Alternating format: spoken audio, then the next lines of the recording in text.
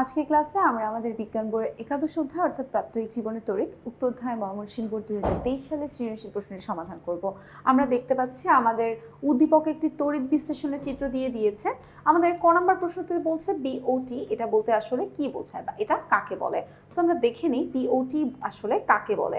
বলা হচ্ছে যে আন্তর্জাতিকভাবে তড়িৎ সরবরাহকে যে কিলোওয়াট বা ঘন্টা এককে পরিমাপ করা হয় সেই এককে বোর্ড অফ ট্রেড বা বিওটি সংক্ষেপে বলা হয়।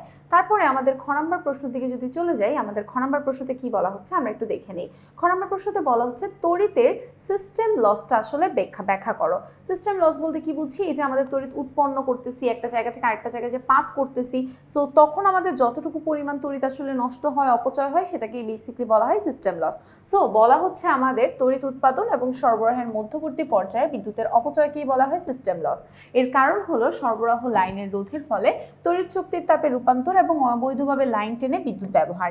এই অবৈধ ব্যবহারে মিটারে হিসাব না থাকায় উৎপাদিত এবং ব্যবহৃত বিদ্যুতের মধ্যে গরমিল ঘটে এবং যার ফলে সিস্টেম লসটা বৃদ্ধি পায়। আমাদের পরবর্তী গ নম্বর প্রশ্নের দিকে যদি চলে যাই, আমাদের গ নম্বর প্রশ্নতে বলা হচ্ছে চিত্রের যে প্রক্রিয়াটা ছিল সেই প্রক্রিয়াটা ব্যাখ্যা করো। সো আমরা দেখতে পাচ্ছি আমাদের এই চিত্রের যে প্রক্রিয়াটা, এটা বেসিক্যালি একটা তড়িৎ বিশ্লেষণ প্রক্রিয়া।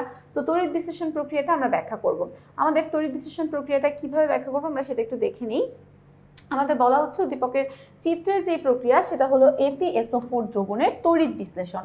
সো আমাদের এই প্রক্রিয়া সম্পাদনের জন্য আমাদেরকে কি করতে হবে, আমাদেরকে একটা কাচের পাত্রের মধ্যে কিছু পরিমাণে তুতে অর্থাৎ FeSO4 এবং পানি নেওয়া হয়। তুতে পানির মধ্যে দ্রবীভূত হয়ে Fe2+ এবং SO4 2- আয়নে বিভক্ত হয়। আমরা তো জানি তড়িৎ বিশ্লেষণের প্রথম শর্তই এটা, যেটার মধ্যে তড়িৎ প্রবাহিত করলে সে হচ্ছে একটা ধনাত্মক এবং একটা ঋণাত্মক আয়নে পরিণত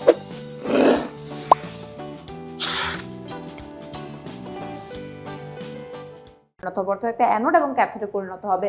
সো এই তুতেটা হলো গিয়ে পানির মধ্যে দ্রবীভূত হয়ে Fe2+ অ্যানোড এবং SO4 2- ক্যাথোডে পরিণত হয়।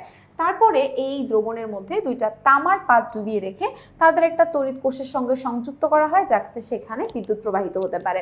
বলা হচ্ছে তড়িৎ প্রবাহ শুরু হলে Fe2+ আয়নগুলো ক্যাথোডের দিকে গিয়ে দুটি ইলেকট্রন গ্রহণ করে ধাতব লোহায় পরিণত হয় এবং ক্যাথোডের মধ্যে জমা হতে থাকে। অপরদিকে SO4 2- আয়নগুলো আসলে অ্যানোডের দিকে গিয়ে সেখানে ইলেকট্রন ত্যাগ করে। এর ফলে অ্যানোড থেকে Fe পরমাণু দ্রবণের মধ্যে গিয়ে FeSO4 তৈরি করে এবং সেটা আবার দ্রবণের মধ্যে মিশে যায়। ফলে আমাদের দ্রবণের মধ্যে যে FeSO4 অর্থাৎ তুতের যে ঘনত্ব রয়েছে সেটা অপরিবর্তিত থাকে, অর্থাৎ পূর্বের মতোই থাকে। অর্থাৎ দ্রবণ থেকে আমাদের যতটা Fe ক্যাথোডের মধ্যে জমা হয় ততটা Fe অ্যানোড থেকে দ্রবণের মধ্যে প্রবেশ করে।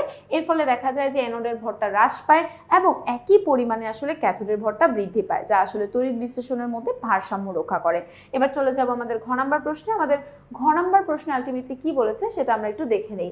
আমাদের ঘ নম্বর প্রশ্নতে বলা হচ্ছে যে লোহার শিকলের উপর রূপার প্রলেপ দিতে উদ্দীপকের প্রক্রিয়াটি কিভাবে ব্যবহার করা যায়। তাহলে লোহার যেই শিকল রয়েছে তার উপর যদি আমরা একটা রূপার প্রলেপ দিতে চাই তাহলে আমরা কিভাবে এটাকে ব্যবহার করব। আমাদের তড়িৎ প্রলেপনের মাধ্যমে, তড়িৎ বিশ্লেষণে তড়িৎ প্রলেপনের মাধ্যমে বেসিক্যালি এটাকে ব্যবহার করা হয়। এখন আমরা এটাকে কিভাবে লিখবো সেটা একটু দেখে নেই। সো আমাদের এখানে বলা হচ্ছে উদ্দীপকের প্রক্রিয়াটি হলো তড়িৎ বিশ্লেষণের প্রক্রিয়া। লোহার শিকলের উপরে যদি আমাদের কি করতে হয়, রূপার প্রলেপ দিতে হয়, তাহলে তড়িৎ বিশ্লেষণের প্রক্রিয়াটার ব্যবহার এখানে চিত্র এঁকে দেখানো হয়েছে। সো এখানে এই চিত্রটার ব্যাখ্যা এখানে সুন্দর করে দিয়ে দিয়েছে, আমরা সেটা একটু দেখি তাহলে ক্লিয়ার হয়ে যাবে আমাদের বিষয়টা। বলছে রূপা বা রূপার সংকেত কি, রূপার সংকেত হচ্ছে Ag।